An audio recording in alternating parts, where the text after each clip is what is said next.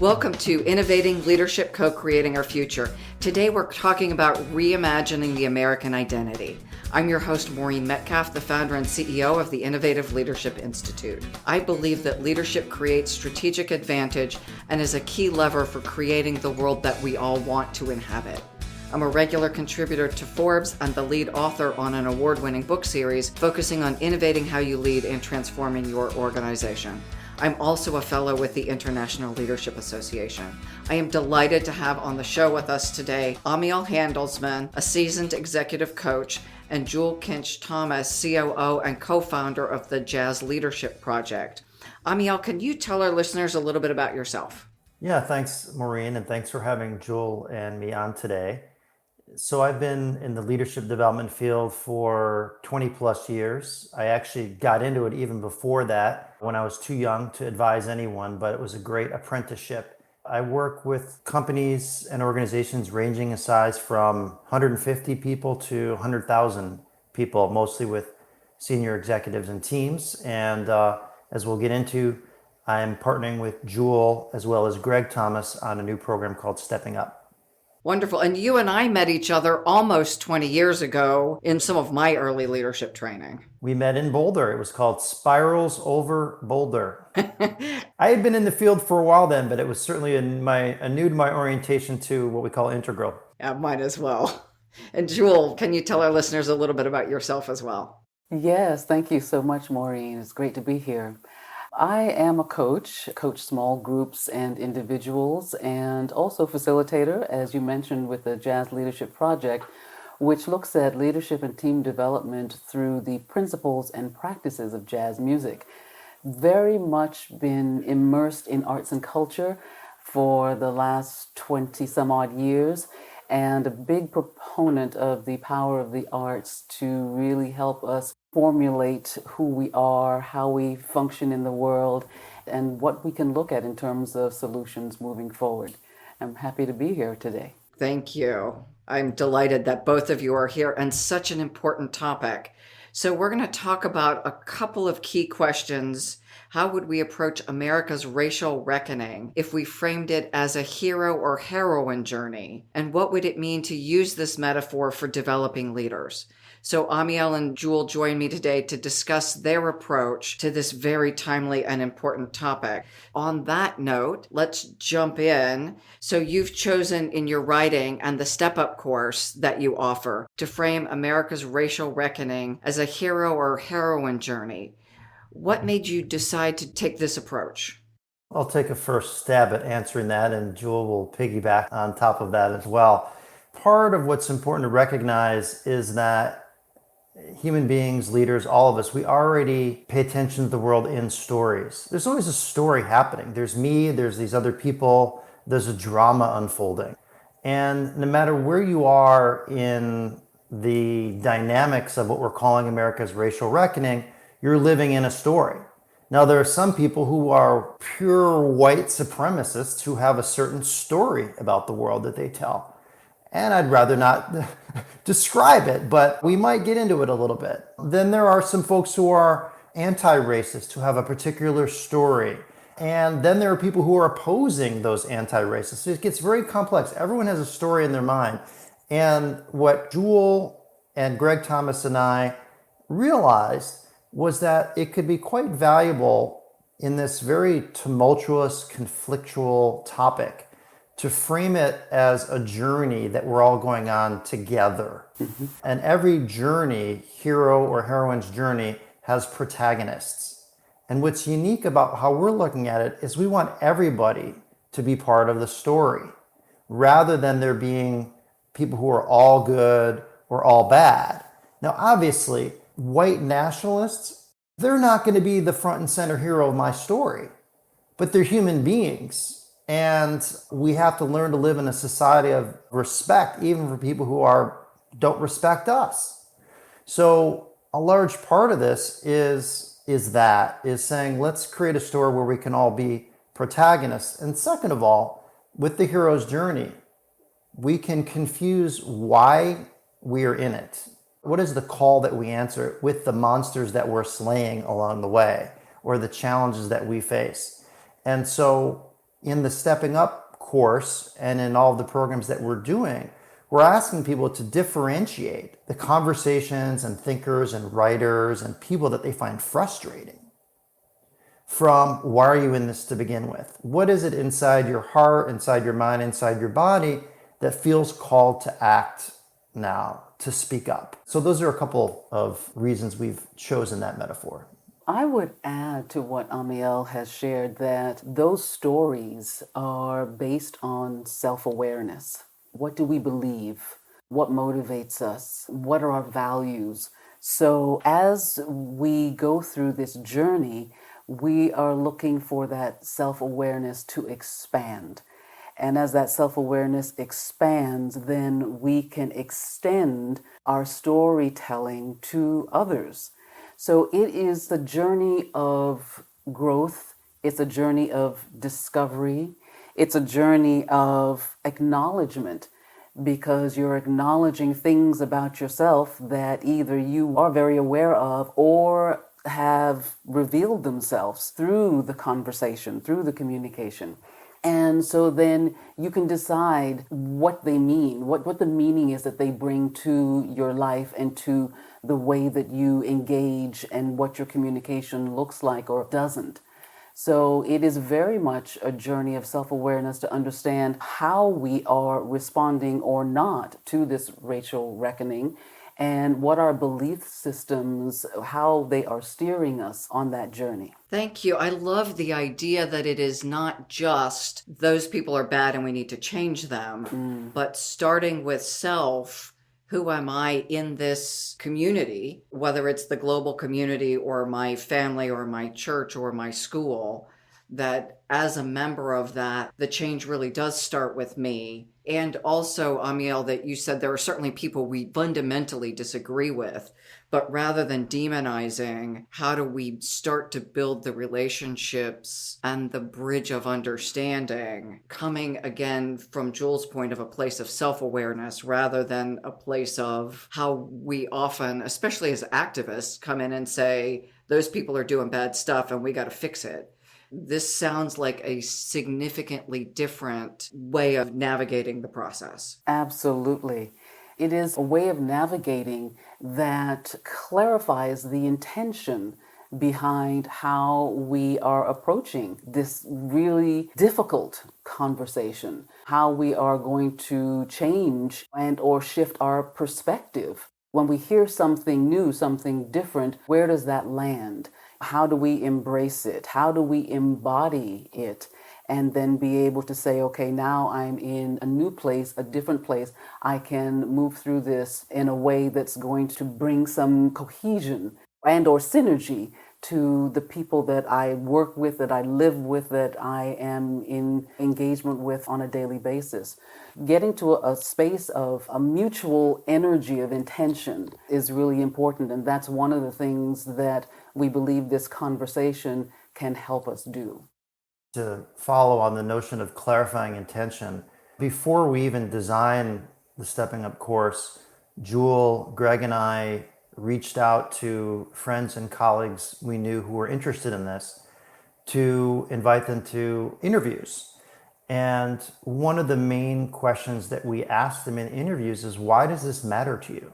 The reason that's an important question is that in talking about George Floyd, the police, inequality, justice, all of this, it's easy to get caught in a third-person conversation where we're talking about these forces out in society. And then we get polarized and we respond and we get conflicted and we forget why we're even in the conversation to begin with. So what we found when we asked folks, what makes this important to you, is that actually each person's answer was unique. And it drew upon their own life experience. I remember one person who told me that when she was, this is someone who identifies as white, when she was a little girl, she had a friend over with darker skin, and her mother said, she's not allowed to play with you. Now, that's part of her story as to why, and I think she felt some shame about that, and she realized she was committed to approaching human beings differently than her mother had, right? Now, I heard from someone else whose parents were in the civil rights movement, And he felt like he was carrying forth their legacy, that he was continuing these commitments that mattered to his mother and father. Notice what a different orientation that is. And we've heard from others, a number of people actually in our events that we've done, people identified as white who have chosen to work in largely Black organizations or communities, dedicated their lives, and recently, sadly, found themselves under attack for not saying or doing the right things. And this just breaks my heart. It's a different calling. And that person could probably spend a lot of their time feeling the pain of being under attack without remembering why they're in this to begin with. So that's why we come back to center. And always, as Jules said, what is your intention? It sounds like the most basic question. And yet, I think all of us here know it's a question worth asking every day. Before we step into the hero and heroine's journey, the underpinning of this seems so foundational and is different than any other program that I'm aware of. It is different in a way that seems much more inclusive and designed to impact in a sustainable way rather than giving a set of rules. And if you follow the rules and don't say this and do that, then you're okay. And in my view, that works mostly with table manners, but not with complex and nuance, and maybe not always with table manners, but it works. Yeah, you know which fork you're supposed to use mostly, outside in, right? But when you're in a nuanced conversation, and I think of even my family members. So I have a niece who just joined the police force, and she is very committed to equality and equity. So is she painted with the evil brush because she's now part of the police? And she's doing the work from inside, having to navigate some of her colleagues who have less progressive views, also coming from their family histories and decades of work on the police force. This happens to be in DC, and she joined right before January 6th. So an interesting time also in our history. And so the topic for me seems so important to bring together the precious souls who are trying to make an impact the best way they can by providing the Stepping Up course and your other writings and podcasts, creating a conversation and scaffolding for people to act differently seems, again, just foundational. And both of you have a coaching background, so I'm curious the underpinnings. Well, Maureen, I can say that over the years, there have been so many instances where I have felt frustrated. Each and every time there was a racial incident, when there was something that obviously brought this smack back in our face, and it's here, it's living, it's part of our everyday living. And there would be a law, or like you said, a rule or something created, a hate crime legislation, or something. And I kept saying to myself, that's not going to do it. You don't change people's hearts. You don't change their minds. You don't change their perspective by creating a law that says you should not hate that person because their skin is that color. It just doesn't work. So the thought behind this course, and as that kept coming up for me and repeated over and over again, was how do you connect with people on an internal basis that says, I value this other person and I value them because they bring a certain connection, they collaborate, they contribute, they are human, and that's all that they need for me to be able to say, okay, I can speak to you, I can approach you, I can go through life and not feel as if I have to protect myself against you based on some upbringing, based on some traditional patterns or beliefs. It's the internal work that has to be done that is going to help make the difference in how people shift their mindset about how we live and breathe together. And only when it happens internally can it then happen on an external basis. That's what I think. Thank you for sharing more of your story as well and what brings you to this. And Amiel, how about you? Yeah, well, like Jewel, really like all of us, one can go way back in life to look for the seeds of the journey. And I've had a series of experiences throughout my life that made this important to me. I think what I've noticed through my own work with leaders is that there's a thirst for an understanding of how complex things are. And many of us in the field have been talking about this the last really handful of years, just honoring the complexity of life, honoring the complexity of organizations. And so around racial issues and racial topics, very often there's a lack of complexity. There are a series of simple stories clashing up against each other. Jewel gave a brilliant example that a law will eliminate crimes of hate. Now, maybe we need both. Even the example of how do we, in light of police violence, which is real, what is to be done about that? I think it actually is an important opportunity to reflect on why do we have law enforcement? What's the purpose? What are the functions? How is that different from, let's say, mental health professionals? Who ought to be doing what? Saying that doesn't mean we just go and abolish or defund the police. And all you have to do is look at surveys of people living in inner cities and broken out, let's say, by Black Americans. There's not a lot of support for that. Because in spite of the violence from police, we all need the protection.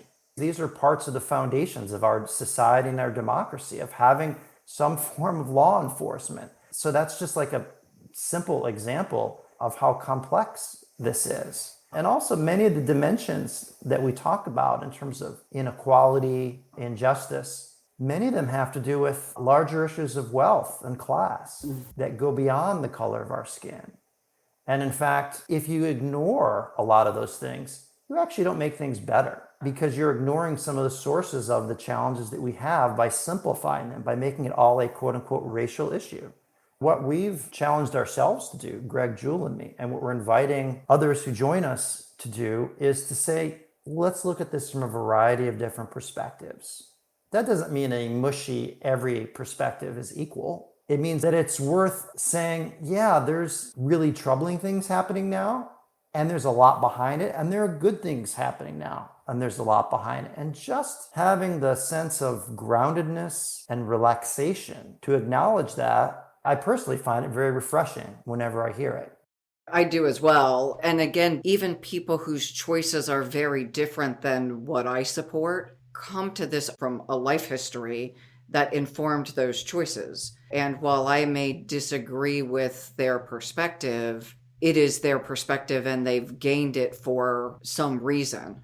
Calling them bad and devolving to us them rhetoric isn't going to further the behavior that we are all looking to create, I think.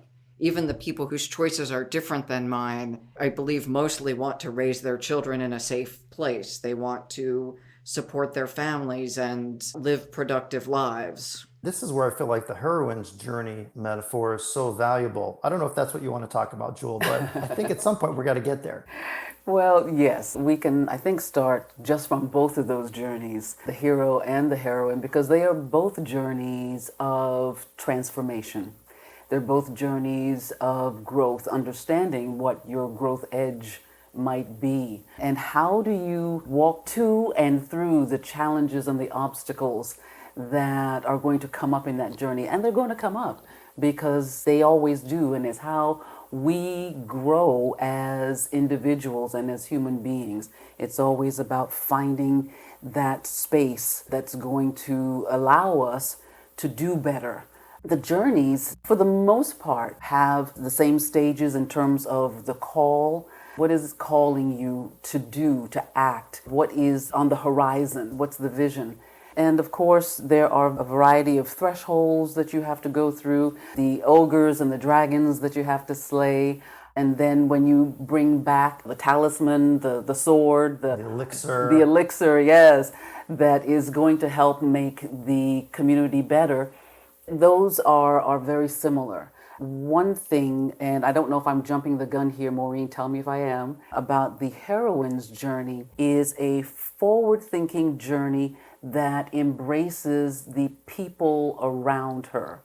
So it is not so much a solo journey of achieving victory at some level or coming back with that elixir and heading out there on your own, striving to kill the dragons. It is about a journey that starts with compassion. And these are both energies. I have to say that this is not about male and female. This is about feminine and masculine energies, of which we can embody both.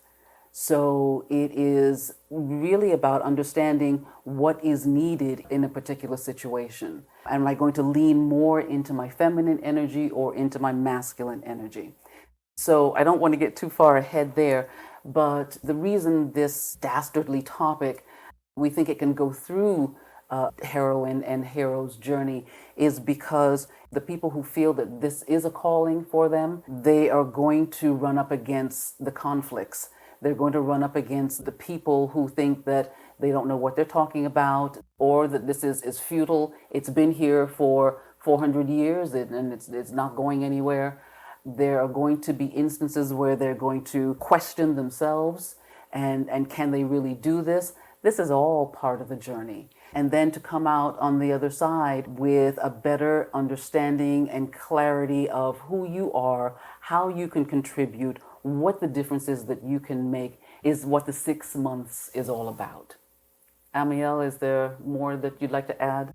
One thing to add, just one might wonder, who are these ogres and dragons? Because we've just said a moment ago, for those paying close attention, that we're not out to be against anyone. So the ogres and dragons can show up in a variety of ways. It can be the inner turmoils within ourselves, the inner challenges of just mastering or managing the complexity. Those are real challenges. There's also the environment around us that can feel polarized, tense, ungrounded, simply feeling like you're getting knocked off balance, which we heard about over and over again in our interviews of folks saying, every time I enter a conversation like this, I feel like I'm getting knocked off balance and I have a hard time finding my voice.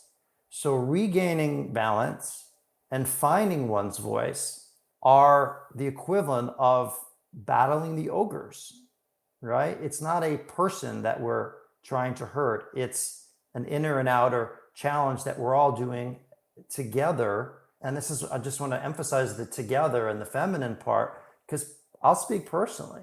I love the solo hero's journey on a very visceral level. That's what I was raised from an early age, the single hero. And when I was in 5th grade, it was who can make the most home runs playing kickball. That's the hero of the class, and later on it took on other dimensions. But certainly as I've gotten older and gotten in touch with the value of being connected with people and being together, and some of the feminine energies, which we can talk about in different ways, that's been part of my growth. And that's why Jul's point is so important. It's not about male or female, it's masculine and feminine energies. And so it really is a journey to integrate those within us. And then for some who have more feminine energies, it might be integrating the masculine energies. But whatever you're doing, we're saying, hey, this is a journey. This has some possibility and some oomph to it. And the other part about that is so many of us in this conversation get caught in resignation. Nothing can get better. Or resentment. These other people did something bad and they can never make it up to me. Or guilt. I've done something, or my ancestors have done something, and I can never make it up to you. And so when we frame it as a heroine and hero's journey, we're saying kind of like snap out of it. Let's all snap out of that mood and let's begin by accepting what's true and seeing the possibility. And also one thing that Jul so beautifully talks about is seeing the grace behind even some of the most challenging moments. Oh, I'm so glad you brought that out, Amiel. This gives me goosebumps every time I consider it and I think about it, and I just wish that people would see more of this in themselves and in others. This came up for me last year as I'm reading some of the news articles about the instances of police violence and brutality that are happening. And one of them was Jacob Blake, the young man who was shot 7 times in his back in Kenosha, I think it's Wisconsin. And his mother prayed with police officers in her son's hospital room. And she said that the rumblings that were going on out there about payback or fighting against the police and all that, she said, this is not who we are. She said, America can only be great if we behave greatly. And when she said that, I thought, wow, here she is. She's standing beside her son's hospital bed, and she can find space within herself to open up and consider other people and bring them into the experience that she is having right then, right at that point, which was devastating. Would I, in that instance, be able to open a space of grace and think about other people? The other instance that brought this home for me is Christian Cooper, who was the African American who was in Central Park bird watching, and Amy Cooper, who's absolutely no relation, but a white woman, he asked her to put her dog on a leash, which was part of the park's guidelines, and she kind of lost it and decided that she was going to call 911 and say that a black man was being aggressive or threatening her. When she lost her job and all these other things started happening to her as a result of that incident, he said publicly, I do not want to be a part of that. I want to err on the side of compassion. And those 2 incidents for me just said, my Lord, if we can find that energy of grace for ourselves and the space for others inside of us, this could be a totally different world. We could respond to each other in ways that, we can only just dream of in this moment. And so I think that hidden grace, as Amiel put it, is something that we need to seek. It's something we need to build. It's something that we need to continually look for. We need to seek it, and we need to open it up in ourselves. Yeah, I love that. These words that Jewel's using, grace, courage, compassion, what are these? These are virtues. Yeah.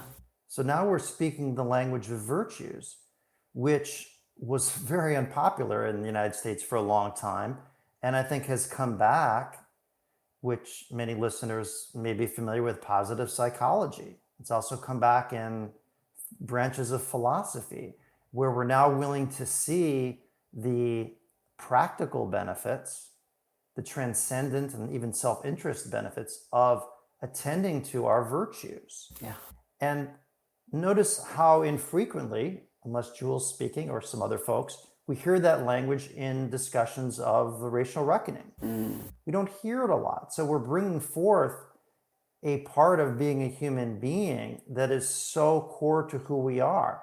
And interestingly enough, the language of virtues is also something that is very familiar to folks who perhaps have more traditional values, and who Steve McIntosh in his book Developmental Politics talks about heritage values, where there's a respect for tradition, a respect for virtue.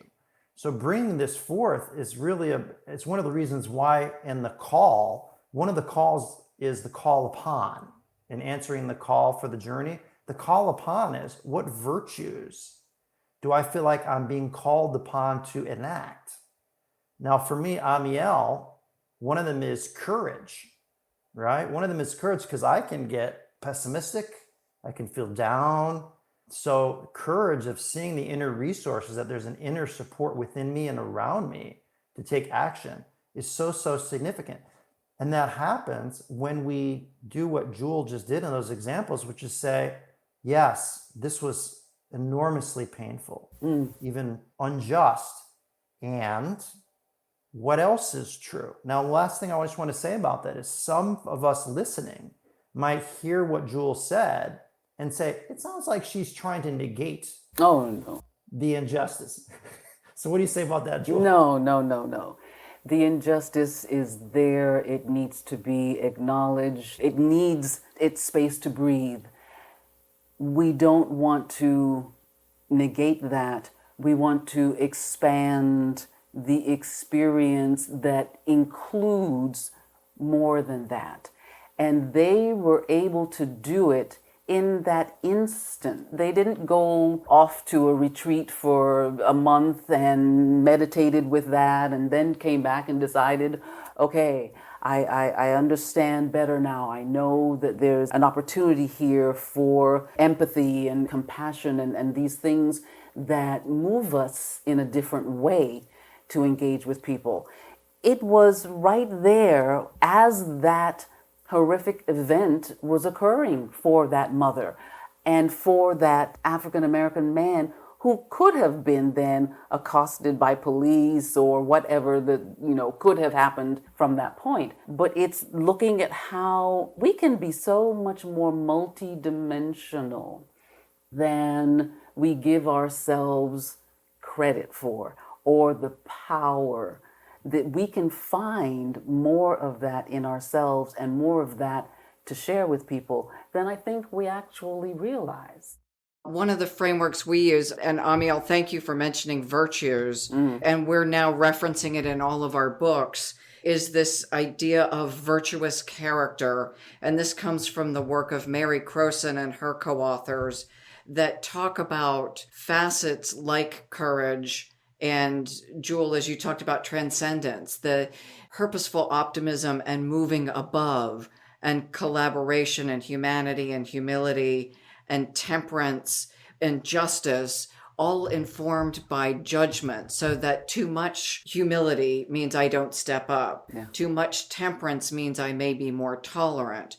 And when I combine those with drive and humanity and accountability, then what comes out in each moment is tying this all the way back to the idea of intention. If my intention is to create a world where we all have a space, that we all are treated with dignity and respect, bringing these virtuous character elements, and we probably all have different labels for them, really provides a solid framework. And it sounds like that's built in so that participants can have a framework such that it is repeatable when they're no longer in the room with the two of you. Because I imagine in the room with you, things all seem crystal clear.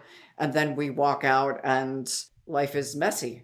Absolutely. One of the things that we do and will do is have provocations, creative provocations that will bring a video of a particular instance or an article and allow people to sink into those instances in terms of what it means, what does it look like, what feelings does it evoke. Amiel has a wonderful conceptual framework around moods, which if we have time, perhaps he can share.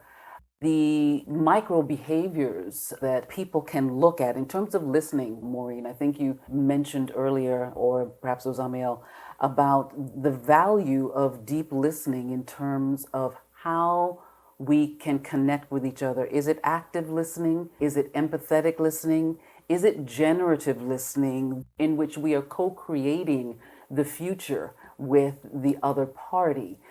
We have to be very intentional and deliberate about these things. And that, I think, is a way forward for us. Then let's connect that to what you're doing with and for organizations to develop leaders, because I assume that is all part of the leadership development process.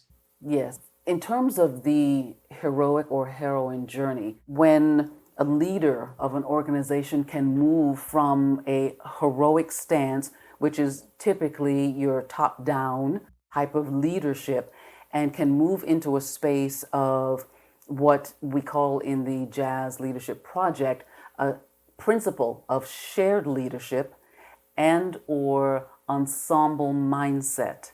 So with a jazz rhythm section or trio quartet, there is not only a shared purpose, there is shared responsibility and accountability.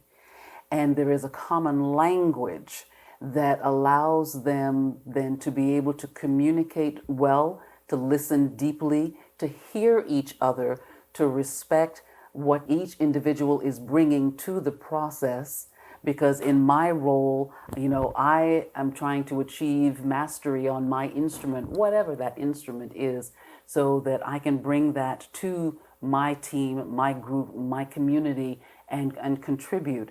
So it is being able to shift the thinking, because then you can see each individual when you look from an ensemble mindset or from a shared leadership. You see each individual and you can value their contribution. When you create that as a culture in your workspace, the end to creativity and innovation, it's endless when that is where people can operate from. Amiel, I'll let you jump in there. Yeah, thanks. And just to acknowledge, we have separate businesses. We collaborate. Greg and Jewel run the Jazz Leadership Project. I have my coaching and consulting business. We're collaborating on stepping up. So one practice within leadership development is the reflection on what the heck are you here for?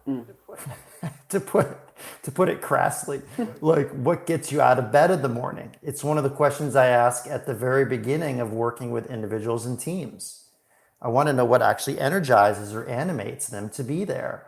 And that question can require some reflection.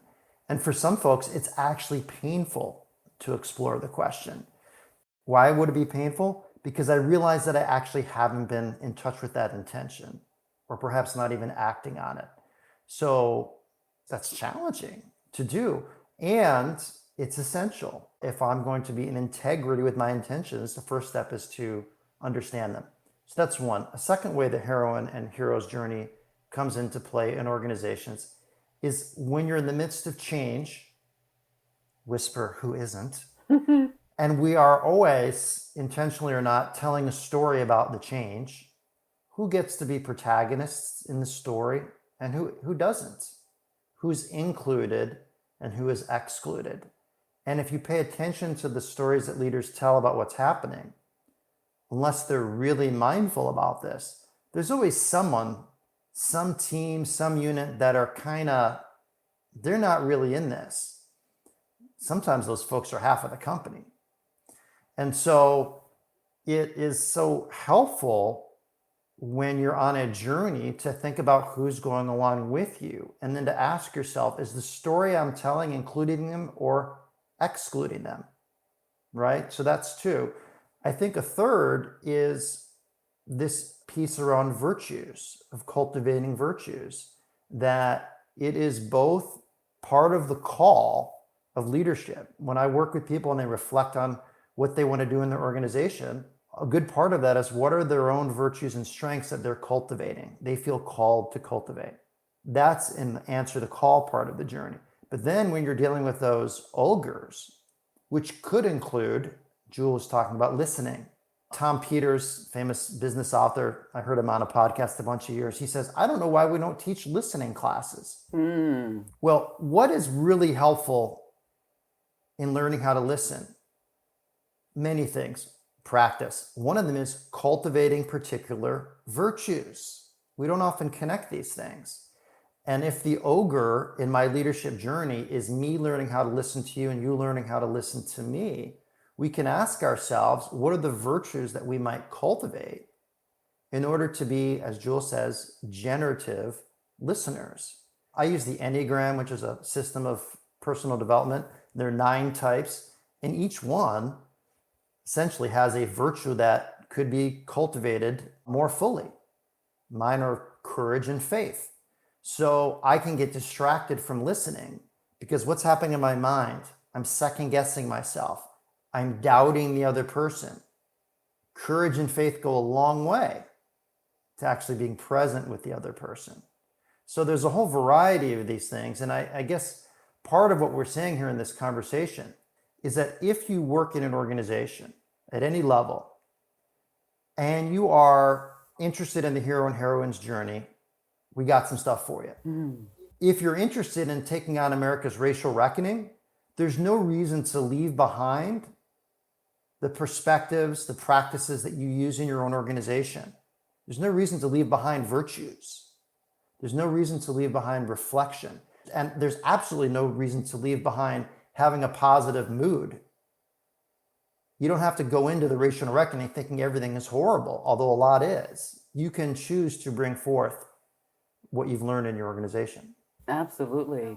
Moments of joy are essential, and we don't pay enough attention to captivating those moments of joy. And we need to, because it's what sustains us as humans. And it is what helps build the resilience that we need to face the challenges of the dragons, whether those dragons are internal or external. It is, I think, critically important that we find the levity between Amiel, Greg, and I. Will just have moments where we'll just break out in laughter at some silly thing, and it renews us and it reconnects us in a new way that then we can step forward into that work with even more determination and deliberateness. Can you tell our listeners a little example of how you're using this in your own lives?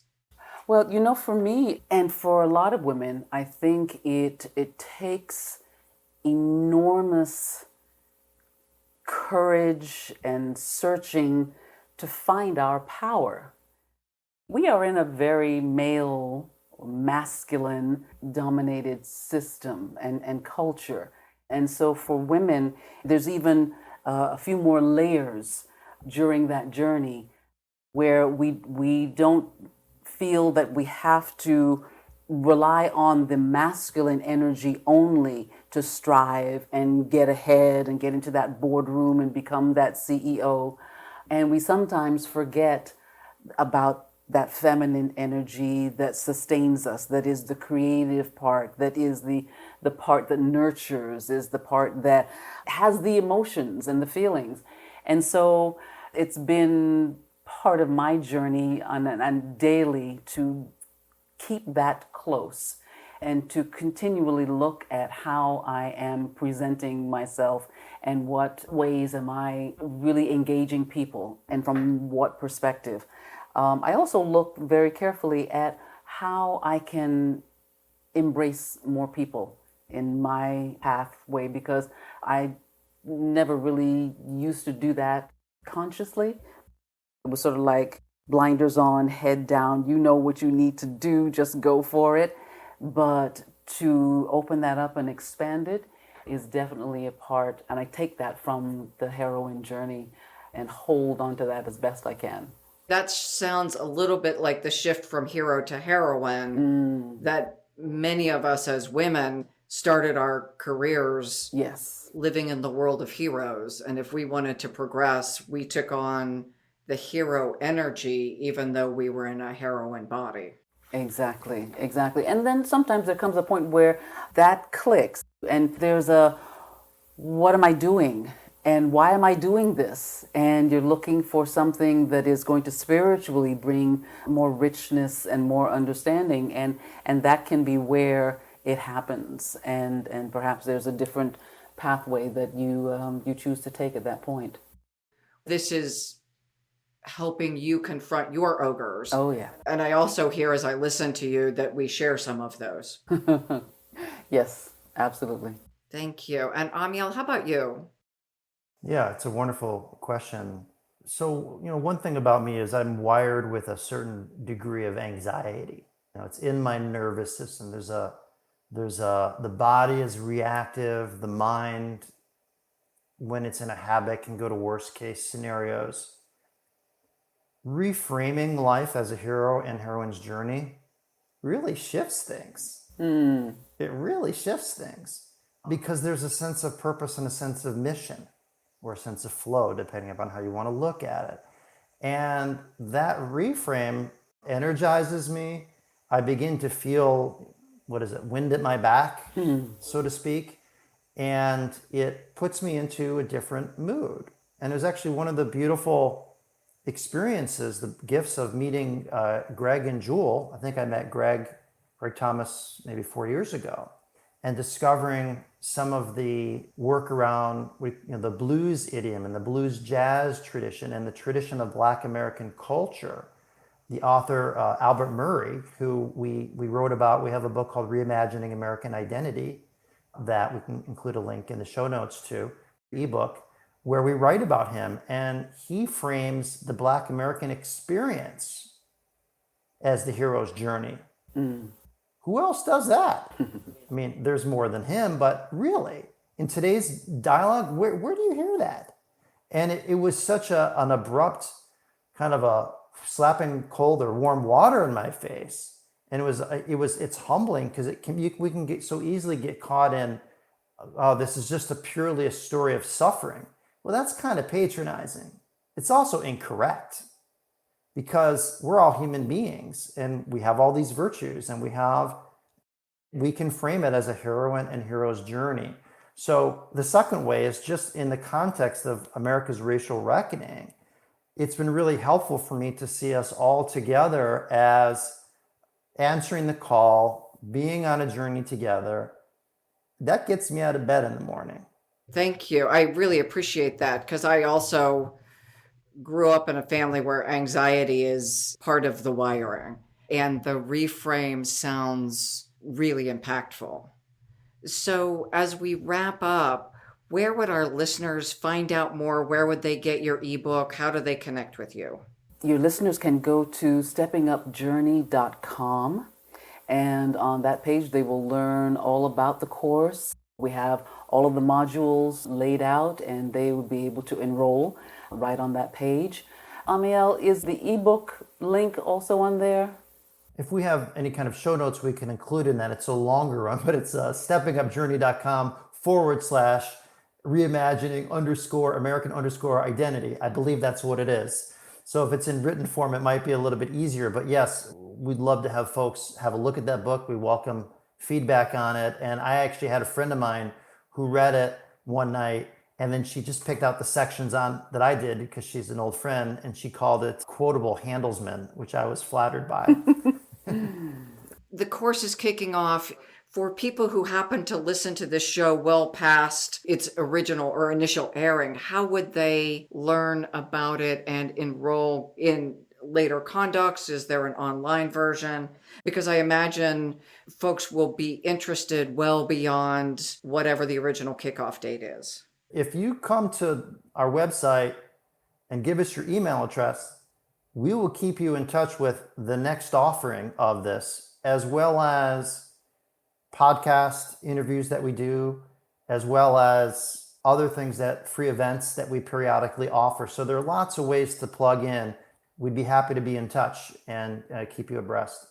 Thank you both so much, Jewel and Amiel. This has been a brilliant conversation, and I am delighted to share with our listeners a different approach to addressing some of our biggest challenges that allow us to change ourselves and engage with others in a way that I think will be generative and productive rather than faction creating and polarizing.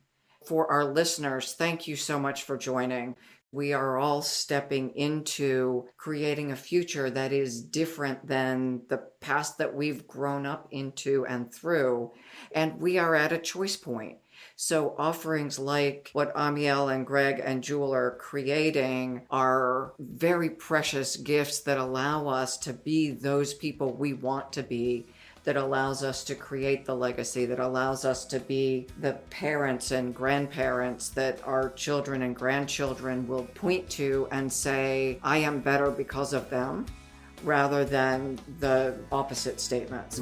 So thank you for listening. Thank you for all you're doing in our world. Please continue to listen. Please continue to make an impact and like us and share us. And we will also have a blog post from Amiel and Jewel with more information. Thank you so much, Maureen. It was a pleasure to chat with you today. Thank you. Thank you.